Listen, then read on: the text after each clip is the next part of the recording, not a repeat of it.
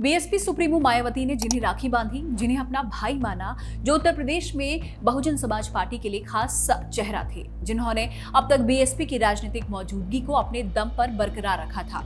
2022 में मोदी लहर में भी जब बीएसपी कोई कमाल नहीं कर पाई, उस दौर में भी जिन्होंने चुनाव जीता, सीट बचाई, बलिया की रसड़ा सीट से वो विधायक उमाशंकर सिंह अब हमारे बीच में नहीं रहे हैं। उमाशंकर सिंह का जाना बीएसपी के लिए एक बड़ी क्षति है, मायावती के लिए बड़ा नुकसान है, क्योंकि उनके लिए उमाशंकर सिर्फ राजनीतिक तौर पर अहम नहीं थे, बल्कि निजी जीवन में भी उनका महत्व काफी था। आज उन्हीं उमाशंकर सिंह की बात करेंगे। छात्र जीवन से लेकर राजनीति में उनके परचम तक की पूरी कहानी आज के इस वीडियो में आपको बताएंगे।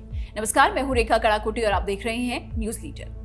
2012, 2017 और 2022 लगातार 3 बार बलिया की रसड़ा सीट से विधायक रहे उमाशंकर सिंह ने 5 अगस्त को दुनिया को अलविदा कह दिया।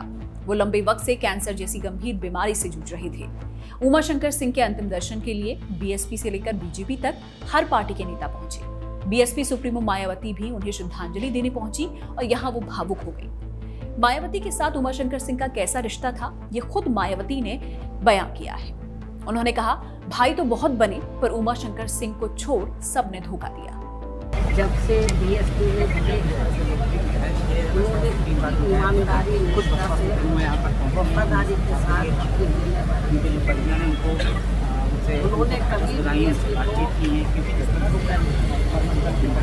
और इतना ही नहीं, उन्होंने बीएसपी में रहकर अपने क्षेत्र का भी ध्यान रखा, समाज का भी ध्यान रखा और ऐसे डेडिकेटेड हमारी पार्टी के विधायक उनकी लंबी बीमारी के कारण कल जो उनकी डेथ हुई है, मृत्यु हुई है, ये समाचार सुनकर मायावती के अलावा सीएम योगी आदित्यनाथ ने भी उमाशंकर सिंह के निधन पर शोक सांत्वना जाहिर की है। Deputy CM Brajesh Pathak, cabinet मंत्री ओम प्रकाश राजभर, मंत्री दयाशंकर सिंह, सपा विधायक ओम प्रकाश सिंह और अपनी जनता पार्टी के राष्ट्रीय अध्यक्ष स्वामी प्रसाद मौर्य भी अंतिम दर्शन के लिए पहुंचे। उमाशंकर सिंह को अंतिम बार देखने के लिए न सिर्फ राजनीतिक हस्तियां बल्कि आम लोग भी पहुंच रहे हैं। इसी से अंदाजा लगाया जा सकता है कि उमाशंकर सिंह का पॉलिटिकल कैनवस कितना बड़ा था। उमाशंकर सिंह की राजनीतिक सफलता के बारे में भी आपको बताएंगे, लेकिन उससे पहले जान लेते हैं उनकी जिंदगी की शुरुआत से लेकर छात्र नेता के तौर पर उनका जीवन कैसा रहा। उत्तर प्रदेश के बलिया जिले के रसड़ा के खनवर गांव में 2 जनवरी 1971 को उमाशंकर सिंह का जन्म हुआ। उनके पिता गुरहु सिंह भारतीय सेना में जवान थे। यही वजह रही कि शुरुआत से ही उमाशंकर डिसिप्लिन रहे। उन्होंने अपनी शुरुआती और स्कूली शिक्षा के बाद बलिया के फेमस सतीश चंद्र कॉलेज में दाखिला लिया और यहीं से उनका झुकाव राजनीति की ओर बढ़ने लगा। 1990 से 91 में वो बलिया के सतीश चंद्र कॉलेज में छात्र संघ के महामंत्री चुने गए। छात्र राजनीति के दौरान उनकी लोकप्रियता का असर उनके कारोबारी और राजनीतिक जीवन पर भी रहा। अक्सर जब सड़कों पर दौड़ रहे ट्रकों और डंगरों पर छात्र संघ लिखा हुआ नजर आता था, तो हर कोई समझ जाता था कि ये उमाशंकर सिंह का है। छात्र राजनीति से सियासत शुरू करने वाले उमाशंकर सिंह की एक ये भी पहचान थी। उमाशंकर सिंह की एक बड़ी इंफ्रास्ट्रक्चर और सड़क निर्माण कंपनी भी है, जिसे छात्र शक्ति कंस्ट्रक्शन के रूप में जाना जाता है। अगर उमाशंकर सिंह की संपत्ति की बात करें तो 2022 के चुनावी शपथ पत्र के मुताबिक उनके पास करीब 54 करोड़ 5 लाख रुपए की संपत्ति थी। इसमें लगभग 18 करोड़ 5 लाख रुपए की चल और 45 करोड़ 99 लाख रुपए की अचल संपत्ति शामिल थी। खैर, राजनीति की बात करें तो स्टूडेंट पॉलिटिक्स के बाद उमाशंकर सिंह की एंट्री बीएसपी में हुई। 2012 में सबसे पहले वो चुनावी दंगल में उतरे, बलिया की रसड़ा सीट से चुनाव लड़ा और बड़ी जीत दर्ज की, और इसी के बाद बीएसपी में उनका कद बढ़ गया। और इसी का नतीजा था कि उन्होंने 2017 और 2022 में भी बीएसपी के टिकट से चुनाव लड़ा और जीता भी, और ये भी तब जब यूपी में मोदी योगी लहर चल रही थी। दूसरे शब्दों में कहें तो उमाशंकर सिंह ने बलिया की रसड़ा सीट पर अपना राजनीतिक दबदबा उस दौर में भी मजबूती के साथ कायम रखा, जहां पूरी उत्तर प्रदेश विधानसभा में बहुजन समाज पार्टी का ग्राफ लगातार गिरता गया और 2022 में पार्टी महज एक सीट पर सिमट गई। वहां उमाशंकर सिंह ने लगातार तीसरी बार रिकॉर्ड जीत दर्ज कर बसपा की साख बचाई और यूपी विधानसभा में पार्टी के इकलौते विधायक बने। और इसी के बाद पार्टी नेतृत्व ने उन पर भरोसा जताते हुए उन्हें बीएसपी विधायक दल के नेता की जिम्मेदारी सौंपी। देखिए, माननीय उमाशंकर सिंह जी वो हमारे सगे छोटे भाई की तरह थे। इतना प्यार वो देते थे, इतना सम्मान देते थे। हम उतना सम्मान और प्यार देने की कोशिश करते थे, लेकिन वो उससे ज़्यादा देते थे। और उनकी ये खाली हमारे प्रति नहीं था, ये पूरे क्षेत्र में आप किसी एक छोटे बच्चे से लेके और बड़े बच्चे से, किसी महिला से, बूढ़ी महिला से, किसी से भी बात करेंगे, एक ही जवाब मिलेगा कि या तो बेटा चला गया, या तो हमारा भाई चला गया, भतीजा चला गया। यही एक आवाज सुनाई देगी आपकी। उमाशंकर सिंह को पूर्वांचल की राजनीति का बड़ा चेहरा भी माना जाता है। इसका कारण भी है, कारण है मजबूत जनाधार।